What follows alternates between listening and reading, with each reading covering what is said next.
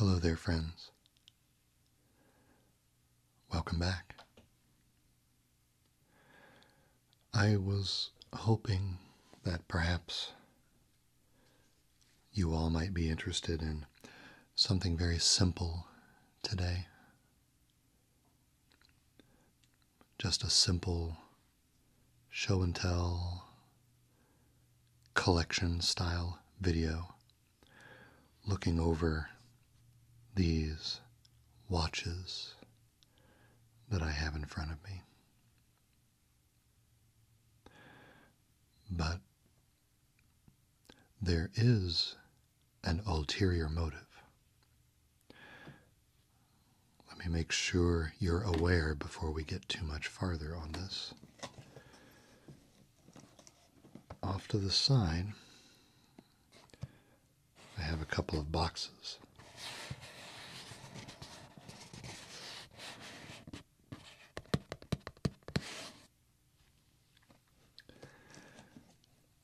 And our goal with this video is to eventually get to those boxes and take a look at what's inside, because as you can probably guess, they will contribute in some way to the collection we see in front of us.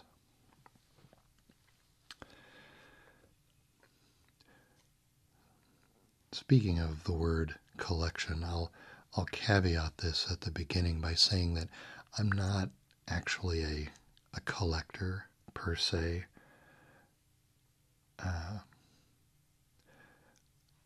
I'm certainly not an expert on digital or quartz watches. I think I probably know more about the antique mechanical pocket watches that I have than I do these. There's nothing expensive or collectible here, and I won't be reviewing these watches. These are just pieces that I've worn at times in the past.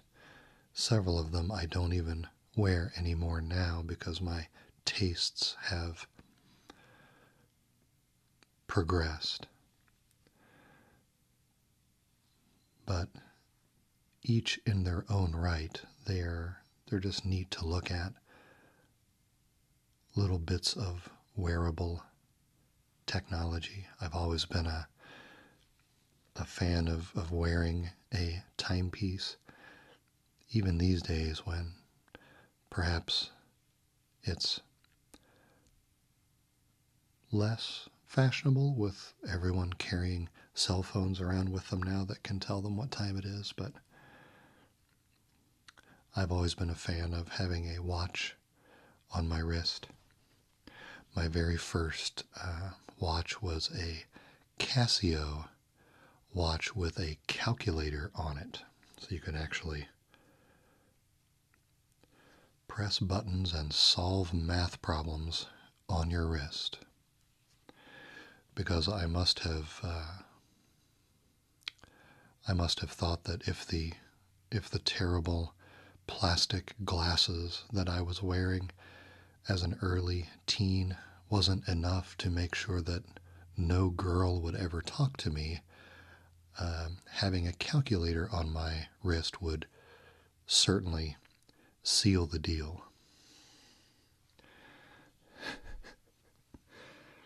And I can tell you that definitely did the trick. So why don't we jump right in and take a look at some of these guys. And I have to start over here on the left with this one. This is the Timex Ironman. It's a digital, obviously. It has a stopwatch function. And I have to give special mention to this watch because I probably have logged more time with this one on my wrist than any other. This is its third strap. back when I was attending orienteering meets much more often than I do these days, this was almost always on my arm because I would time myself on the course, but I would also use the lap timer to time my splits in between the control flags. Then when I would get home, I would write my split times on the back of the map before sticking the map in my orienteering map box. It was kind of a tradition.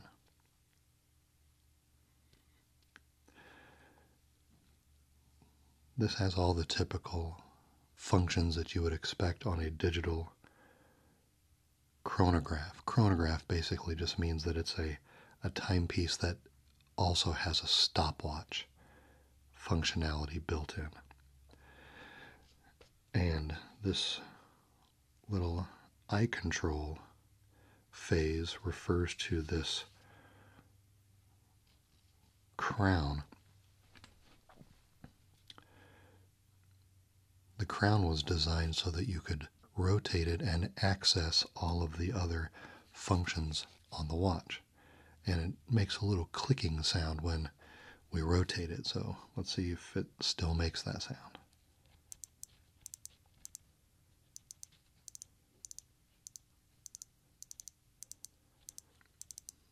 So you can see that as we turn the crown, the display rotates through all of the various functions of the watch.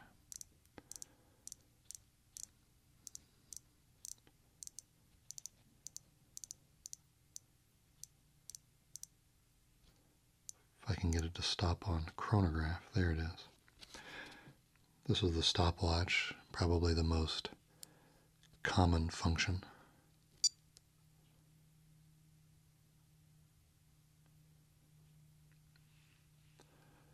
The right button is the lap timer.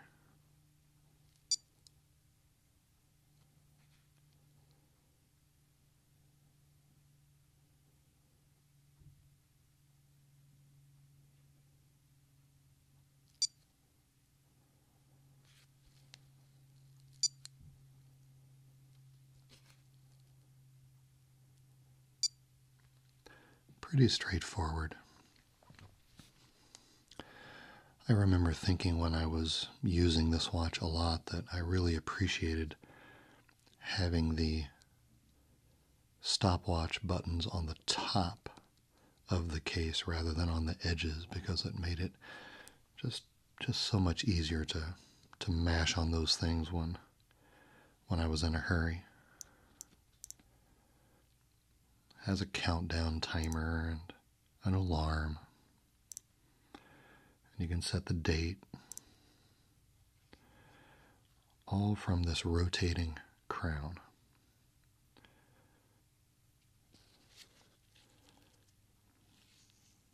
At a nice size. Again, nothing special here, nothing expensive, just a workhorse of a digital chronograph.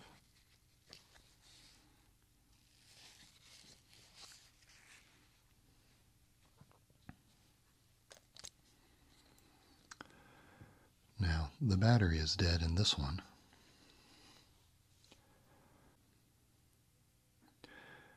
I think I got this when I was using a treadmill a lot, and I also took this out on some orienteering meets as well to record heart rate information out on the courses.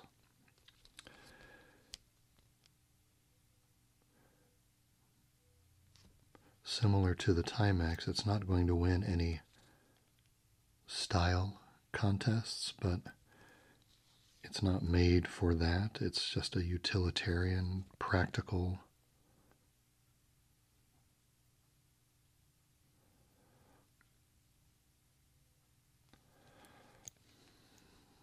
timepiece.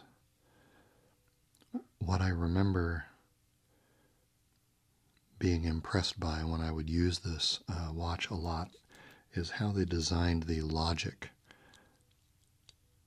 behind this red button here.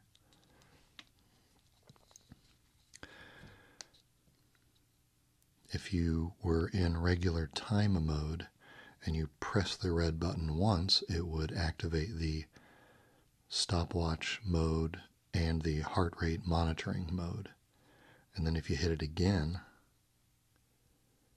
it started the stopwatch. And if you hit it again, it would take a lap time. And then if you kept hitting it, it would keep taking successive lap times, and it would do that until you hit this stop button on the side. And I thought it was very clever that they thought through the function that I'm guessing most people would use the most,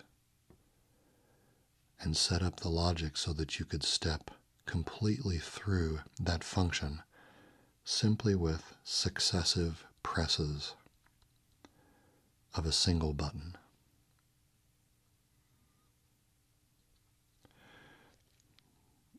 The watch never really gave much of a high quality impression. It feels kind of cheap, especially the feel of this button. But it always worked, and I give them credit for a nice bit of logic programming. So, the Polar heart rate monitor watch.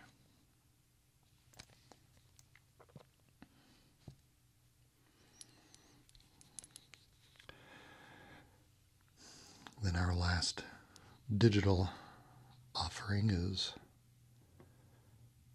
this GPS watch. This is the Garmin Forerunner 110, I believe. Yes.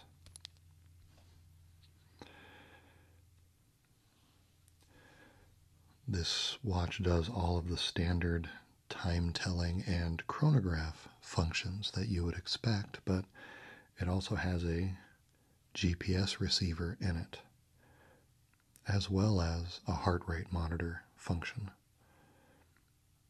So with this watch, you can get an elapsed distance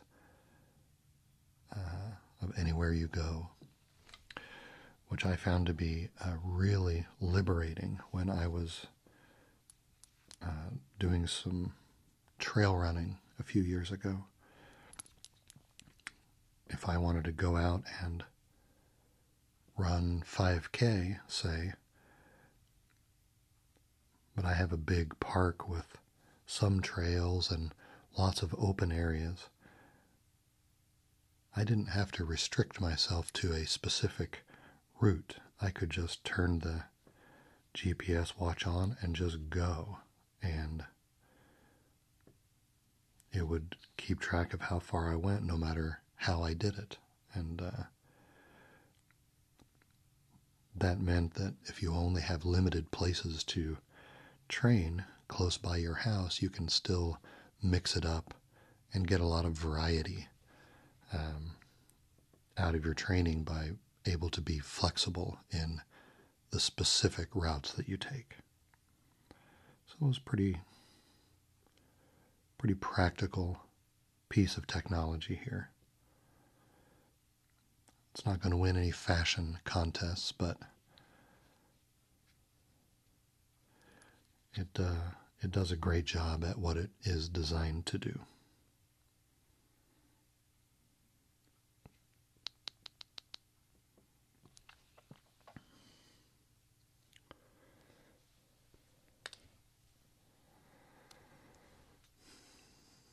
Now on the analog side, we start with this simple fossil watch.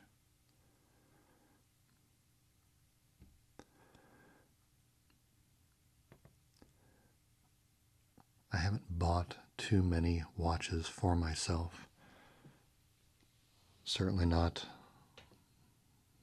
analog watches, and I remember being quite taken with just the way the colors of these various metals work together. The kind of neutral gray, somewhat textured color of the dial of this watch, contrasting this kind of brassy colored bezel. Then the metal lugs, and this sharply defined design engraved into the dial kind of evokes American Southwest, perhaps, or perhaps even farther south, perhaps an Aztec kind of a vibe, but without any color, right? It's a neutral presentation. And even though I don't wear this watch anymore, I must say that it's gotten even more interesting looking as it has aged, because the patina on the case and the lugs has really deepened in character. Look at that. This is not the original strap either. The original strap was a ridiculous woven leather monstrosity that did not flatter the case at all. When it wore out, I replaced it with something a lot more classic looking.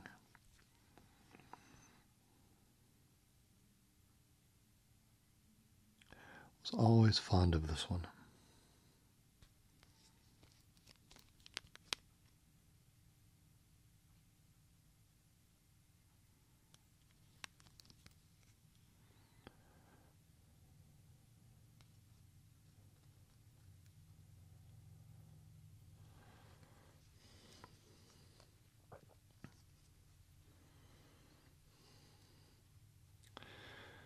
Now, these three watches here all have a bit of a connection, because these all were gifts from my place of employment. When you reach a certain milestone, they offer you a pin and a congratulatory gift, and they give you a catalog that you can pick things from. And since I'm a fan of timepieces, I generally always pick a watch. So this would have been a gift from 2005, I guess, which means this one was 2010, and this is 2015.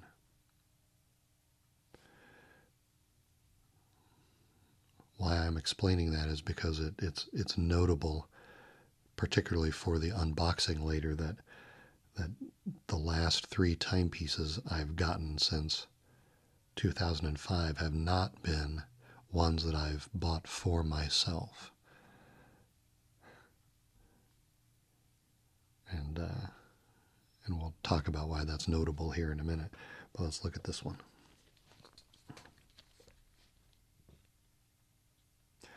It's another fossil.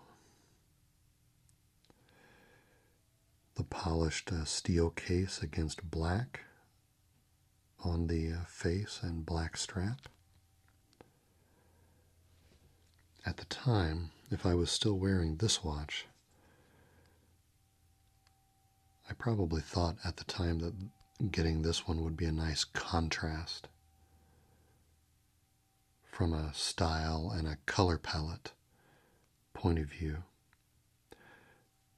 The warm tones of, this brass and brown leather against the more neutral, highly contrasted look of the polished steel and very polished dial appointments with the black and the black strap.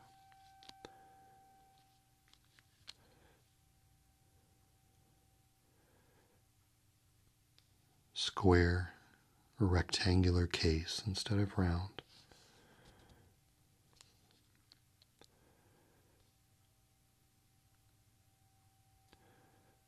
Not a bad addition. I did not wear this enough to end up replacing the strap, though. This is still the original strap. I still remember that as a gift from the workplace, I had the option to have a small metal badge added to the strap with the name of the company on it. And I thought, why in the world would I do that?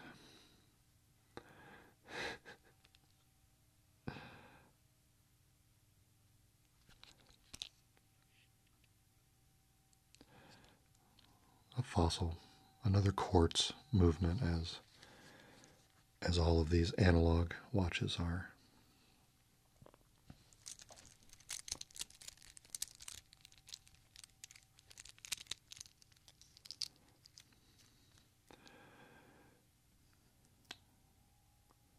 So that brings us to the Citizen Eco Drive that I got in,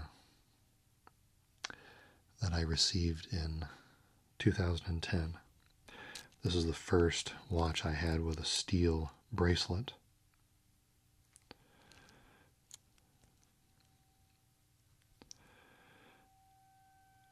It's very safe, very conventional, very conservative, very monochromatic, right? Very neutral, very silvery and shiny throughout.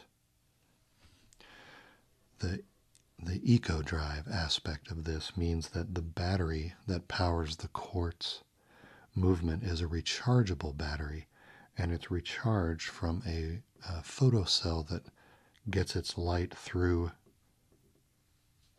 a translucent dial.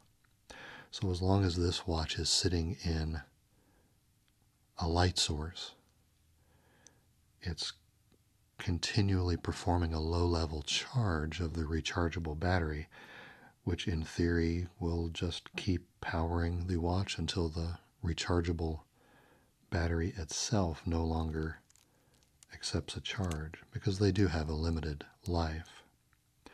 But the idea is that it will last longer than just a conventional battery.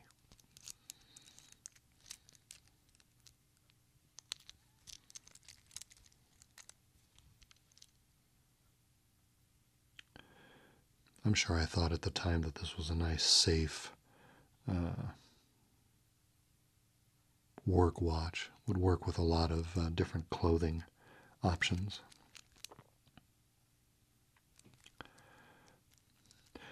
But an interesting thing was happening in the 5 years that I was wearing this watch. I had begun to really start taking a hard look at mechanical chronographs, inspired by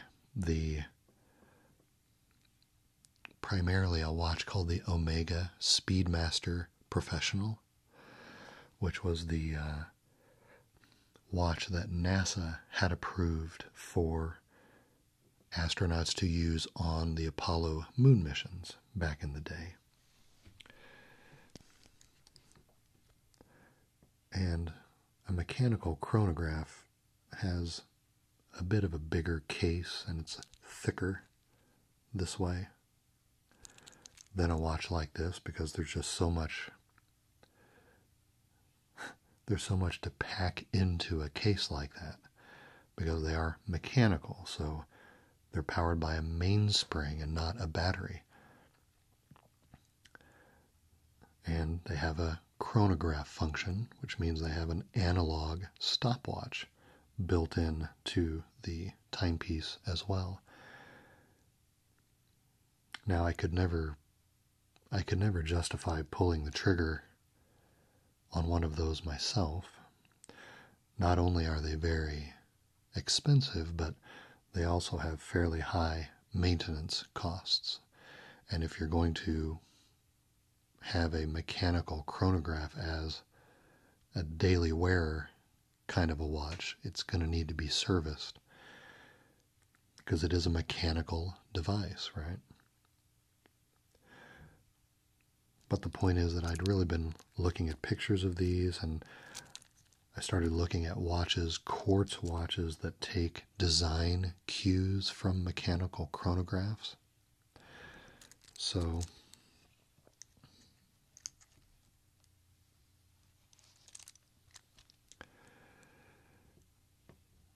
in 2015, when I got to my next milestone at the workplace, and I looked in the catalog for that year, I saw this. This is a quartz movement, of course, but it is a chronograph in kind of the bigger case style that a mechanical chronograph would be. And I decided to go ahead and pick this as my gift that year to see how I would get along with this larger style. And it showed up, and I put it on my wrist, and that was kind of the deal breaker. And I realized that my tastes have been slowly shifting and morphing and evolving to get to this style of watch. I absolutely love a large format chronograph style watch on my wrist these days. This one is a Nautica watch. Again, a quartz movement, not mechanical, but it has the subdials and the chronograph functions of the mechanical chronographs that I had been studying. This one has the steel bracelet. It has a blue bezel and face, which was not my preference. I wanted the watch to look a little more classic and a little less sporty, and the blue gives it kind of a sporty look. But if someone's giving you a watch, you don't quibble about the color, right? You can see that this face is pretty busy. It's got the minute and the hour hand, of course. This red hand that looks like a second hand is actually the stopwatch or the chronograph hand. This subdial here is the second hand for just the timekeeping part of the movement. This is a date subdial.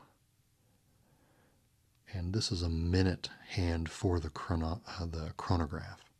So if you turned on the chronograph and let it run for long enough, you would eventually see the minutes accumulate on this dial.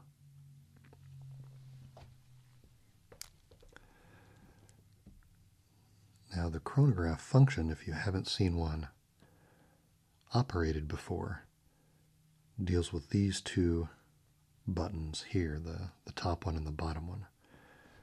You start and stop the timing with the top button, and you reset with the bottom one. So let's take a look at what that looks like. We'll start it.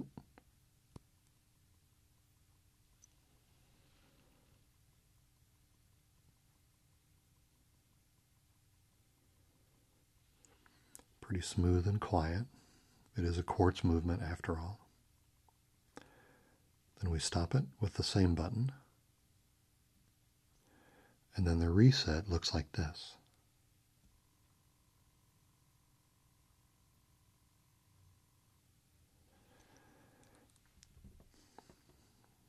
And that's what a fully quartz chronograph looks like. You'll also notice a couple of very busy numerical scales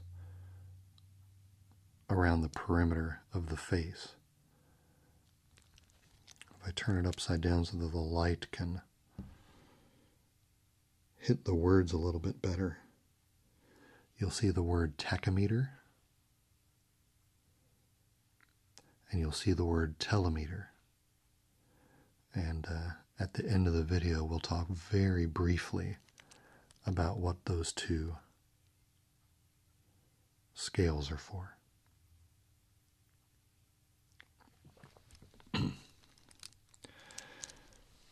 Bottom line is, though, that when I got the Nautica, I really felt like I had,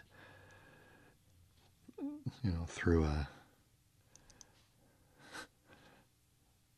multi-watch kind of a journey, I'd kind of arrived at my adult taste in watches, I guess you could say. But at the same time, I had never really bought much in the way of watches for myself, not counting the digital stuff. These are very practical and utilitarian. I'm talking about things that make a little bit of a style statement. The last three watches all came from the workplace, but here recently, if you remember the Life magazine video from March, I had a birthday, and I'd found myself wanting a little more variety than just the blue and steel colored Nautica to choose from when getting dressed for work or what have you.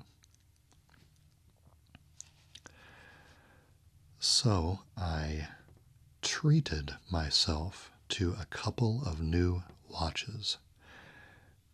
And I've got to say, this is so rare for me. I just in general, I just don't buy things for myself.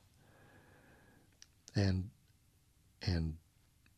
rest assured, I didn't splurge from a dollar value perspective. These are not $1,000 watches or anything crazy like that. I could never justify something like that.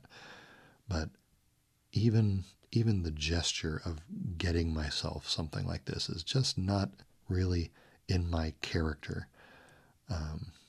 If you talk to people who know me, they would be unanimous in that assessment. So it was really notable that I did a little bit of research and actually got a couple more pieces. So what I'd like to do is unbox these two new watches, and we'll get them unwrapped, and we'll compare them with the chronograph that I have been using for the last year and a half. And then we'll talk briefly about those two little scales that I mentioned earlier. So let's clear a few things out of the way and make room for the box.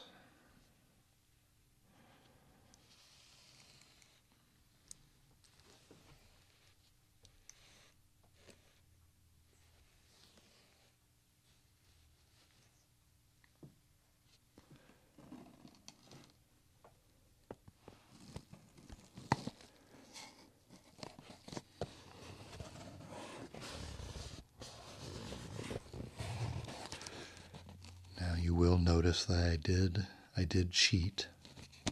I wanted to make sure that both of the watches were working correctly for the video, so I did pre-open these. But I put them all back the way they were when they arrived, so aside from the box already being open, we should be able to still enjoy the sense of discovery that comes with finding out what's in the box. So let's take a look.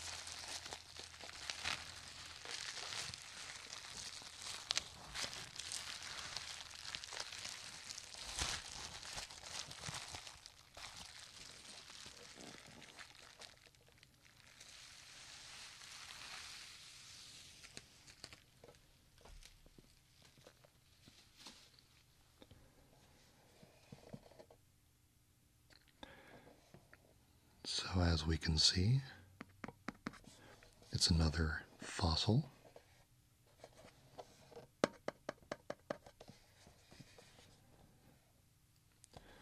Fossil watches always come in these delightful metal cans. I love the phones.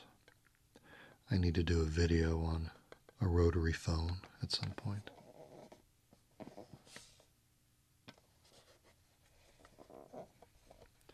It's very retro.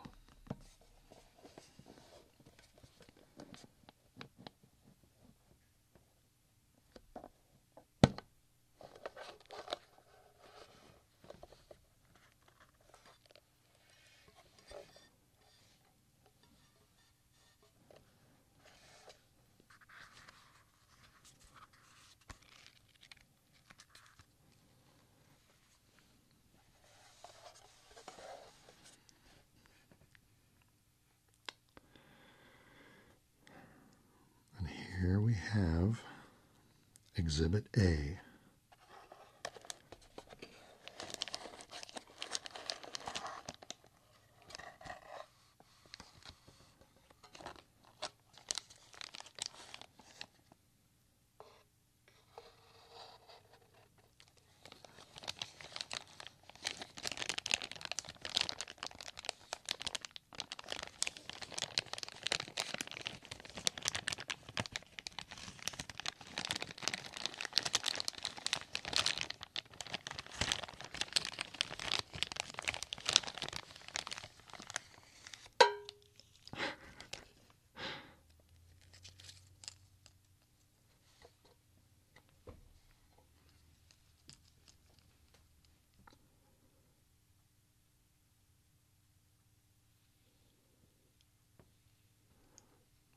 Wow.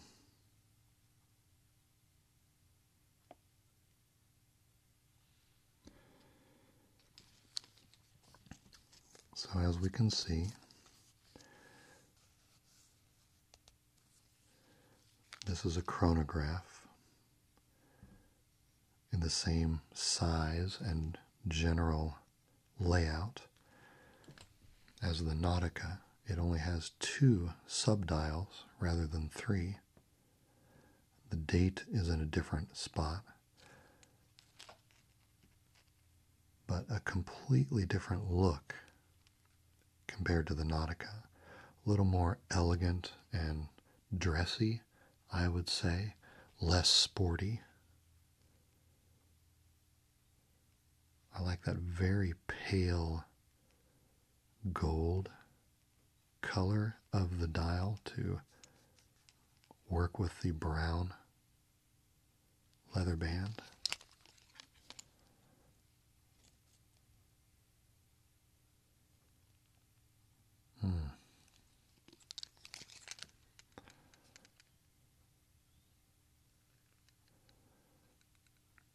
Really happy with the looks of this guy. Why don't we get the second one unboxed before we try any of these functions so that we can have all three of the chronographs together, okay? So we'll put him aside briefly. Put these materials away.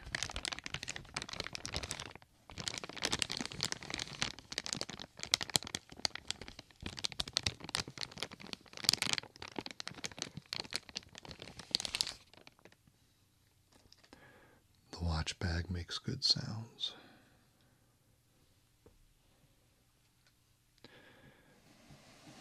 The second box is a bit bigger and it's not going to fit into the frame as well. But you can see that they also did not put a lot of extra packing material in. So I'm just going to pull out the watch box as it is.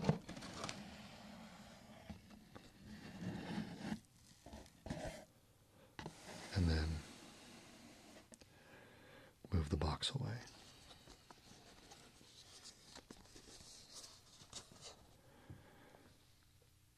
This one is a Seiko.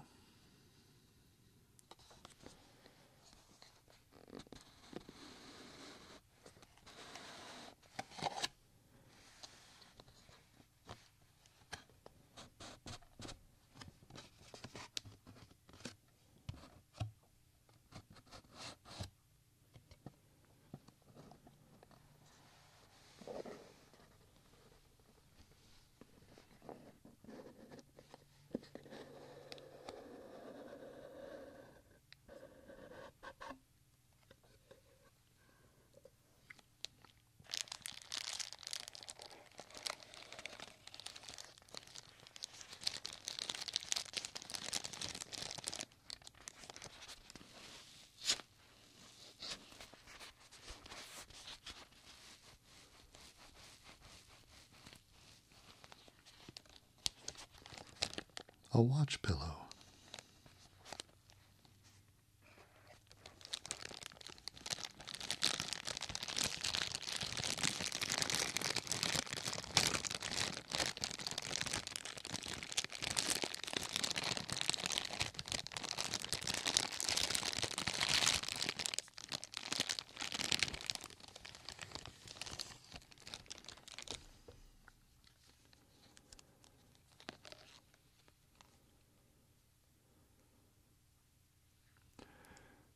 And here is the second one.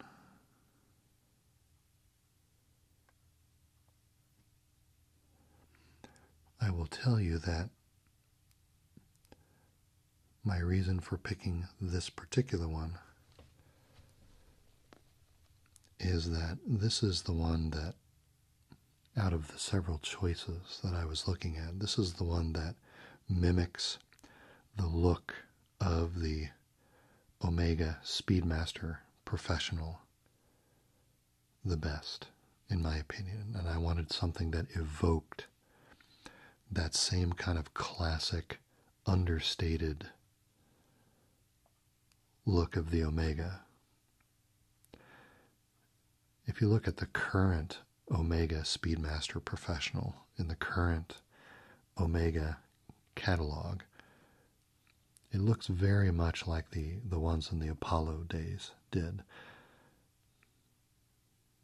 You'll sometimes hear the nickname Moon Watch used to describe those watches, and there are several design cues in this watch that mimics that look.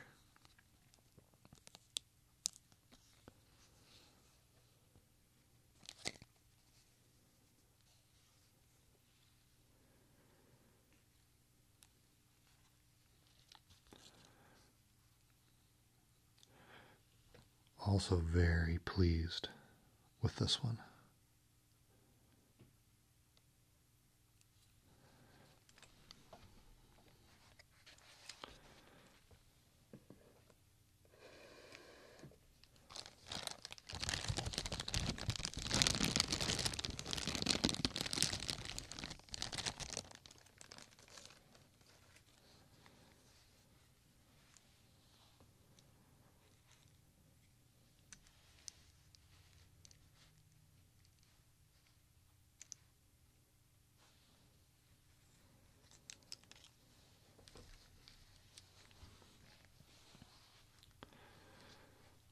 I'm getting a lot of glare from the crystals. I apologize for that.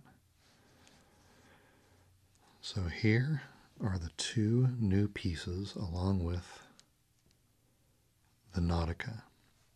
I think as a set of three, they complement each other very, very well.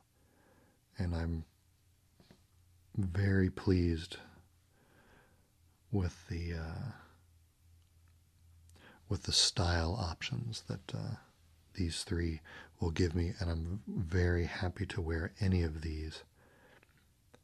And again, just because they're chronographs, score a bunch of points with me, just because the notion of wearing an analog stopwatch in this day and age of digital everything, and everything needs to be highly accurate and to a million decimal places. The notion of timing an event with a sweeping hand is just wonderfully anachronistic to me and is right up my alley in terms of personality. I will point out something that differentiates the two new watches from the Nautica. The Nautica is a fully quartz movement. These two new watches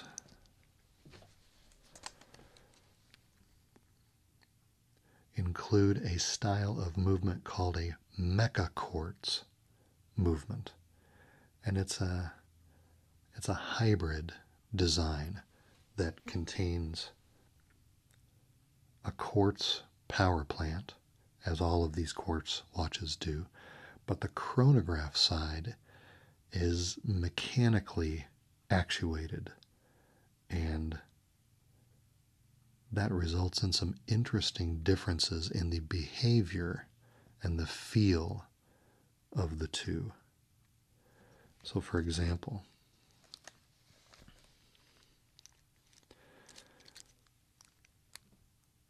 in the fully quartz version, these pushers are not very satisfying from a tactile feedback point of view. They're very squishy. If I push one, it just pushes all the way down until it stops. There's no click. They're just very squishy pushers. The pushers on a mechanical chronograph have a very definite click to them. And these mecha-quartz movements are supposed to provide that same kind of mechanical feedback. So let's see if they do. If this has a nice mechanical click to the pusher, we might be able to hear it in the microphones. Let's see. Did you hear that?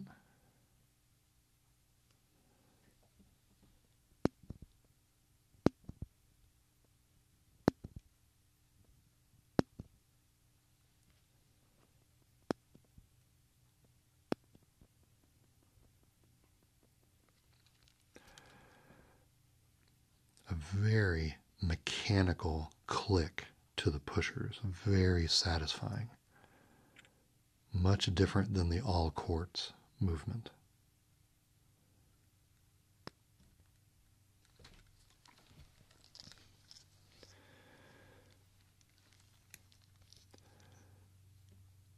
the other way that you can tell the difference between a quartz chronograph and a mecha-quartz chronograph is how the chronograph returns to zero.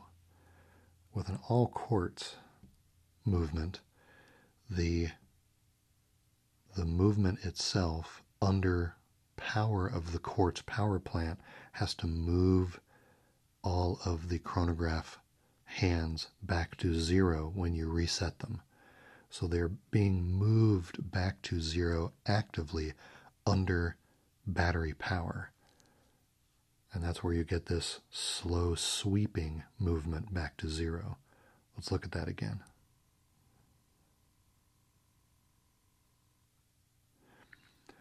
That's how a quartz chronograph resets.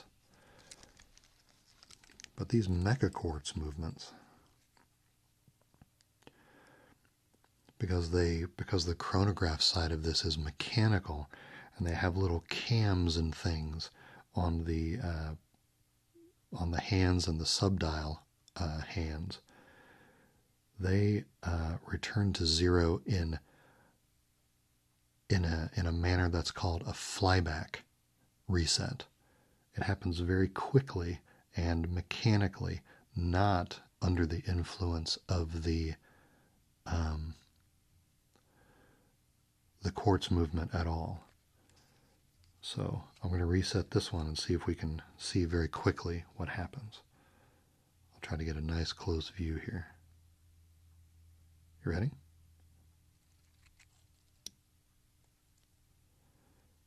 See how quickly it reset?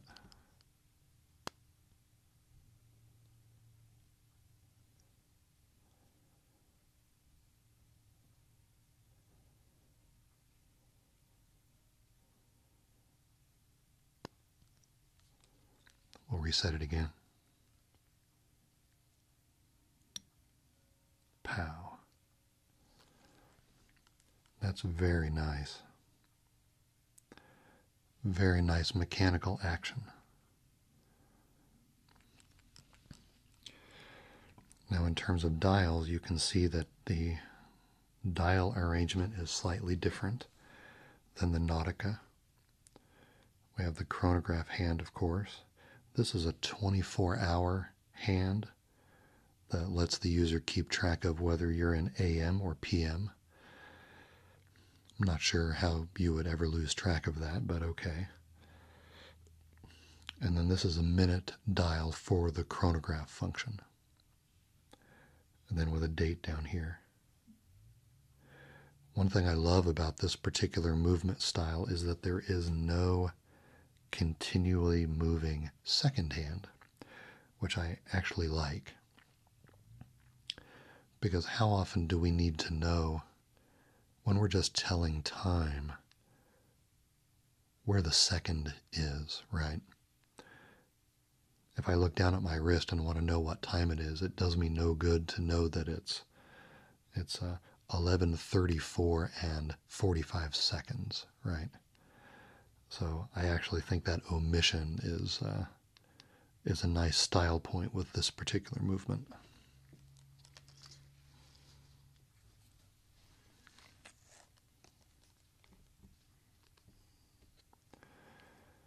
With this one,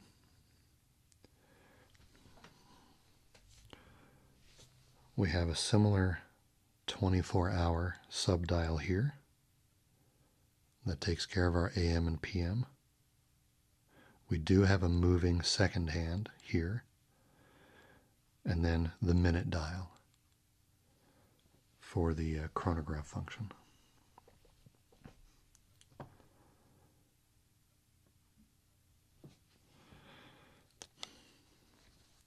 Kind of a late happy birthday to me unboxing. Very, very pleased with these items.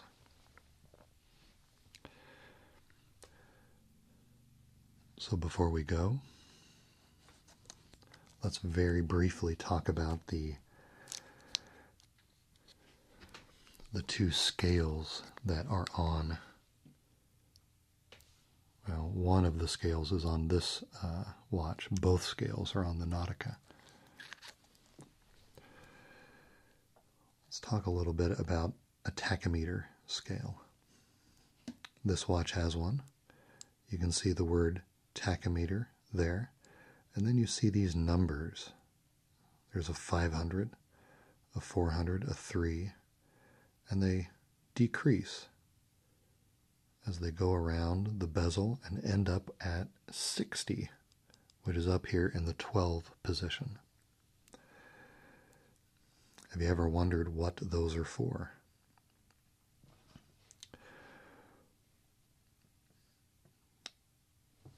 Well, what a tachymeter tells you is that if you measure the time between two events,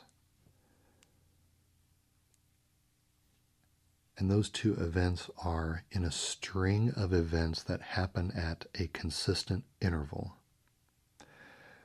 the tachymeter scale will tell you how many times that event will happen in an hour. And probably the most common use for a scale like this is to make speed calculations.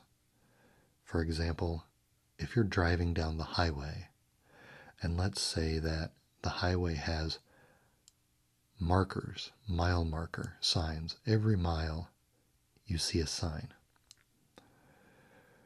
Well, if you start your chronograph at a time when you are just passing one of those markers, say we're driving down the road and we pass one right now, we start our timer. So we're still driving down the road and we're waiting for the next marker to appear. And the chronograph hand is happily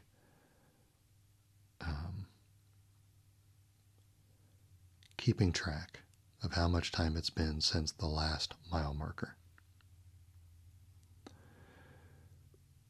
And maybe right about now we're starting to see the next mile marker in the distance, and we're getting closer.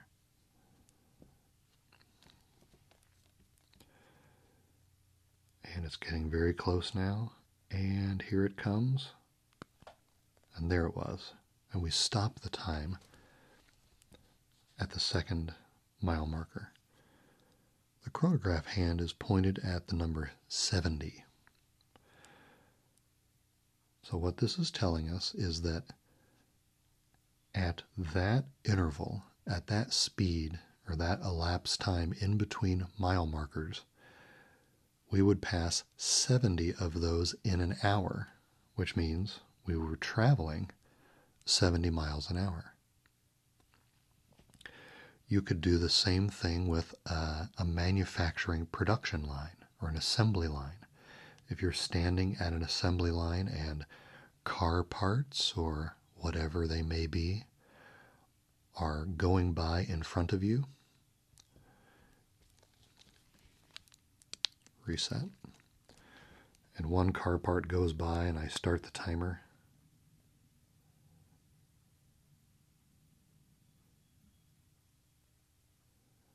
and here comes the second example of the same part, and it just went by. You can see the needle is on the 300. That means the production rate is 300 parts an hour.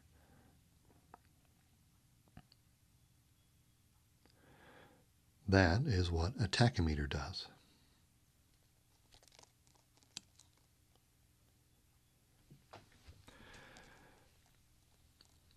Now, I've had the Nautica for a year and a half, and it has a tachymeter dial on it. Have I ever used it to double check my speed on the road or find how many events per hour were happening in front of me? No, I never have. But I don't care.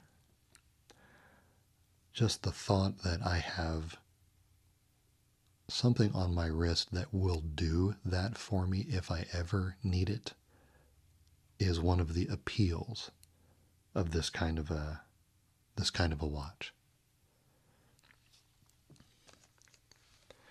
You will notice that on the fossil does not have a chronograph bezel, which does kind of lend toward, I guess, tend it more towards the dressy end of things, that it doesn't have that much math happening on the dial.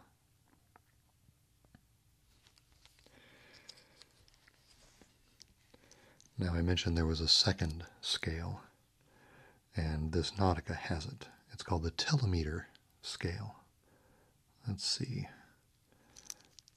If I turn this a certain way,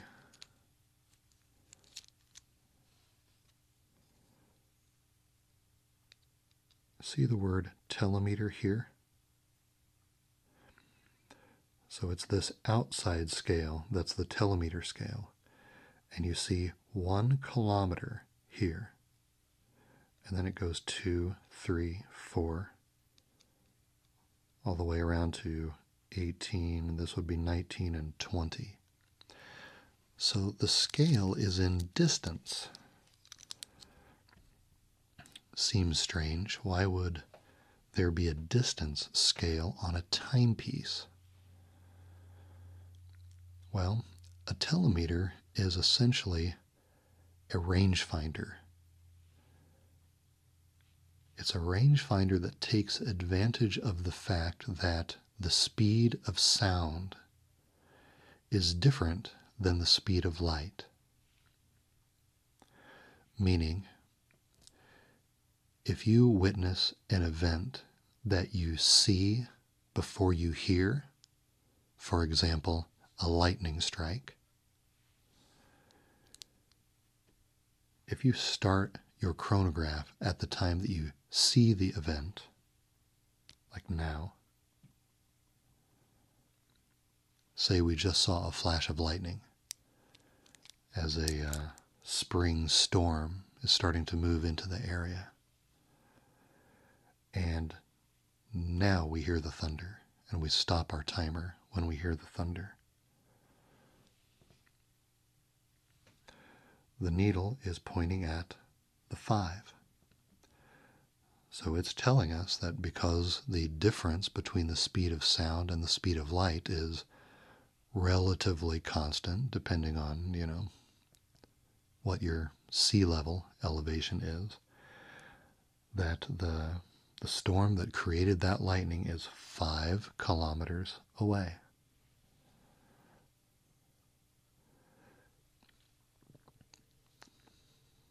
This concept is sometimes called flash to bang time, the difference between the time that you see something and the time that you hear something.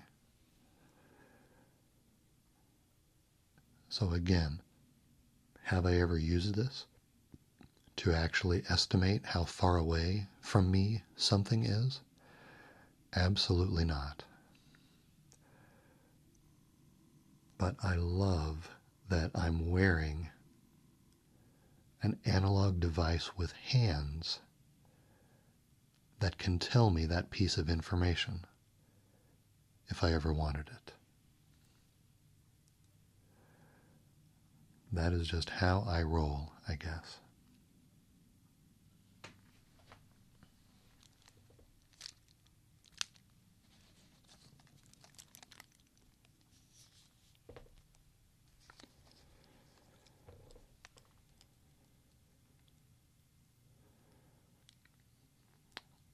And there we have it.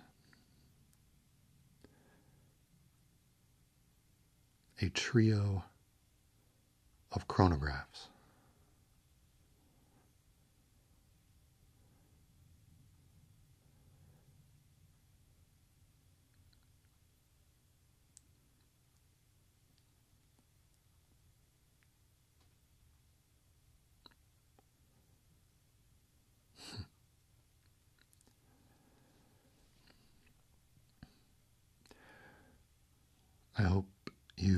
enjoyed this little show and tell and unboxing.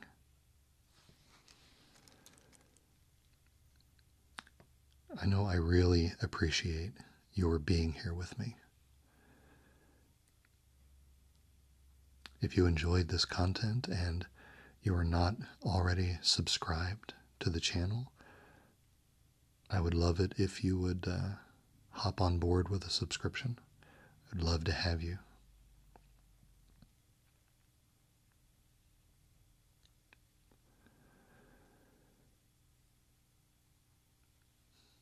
Otherwise, please take care of yourself and take care of everyone around you. Don't forget to smile.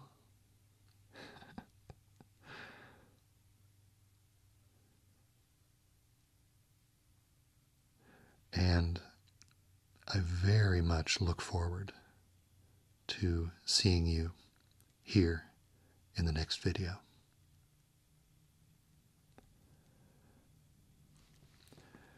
Be well, and I'll see you later.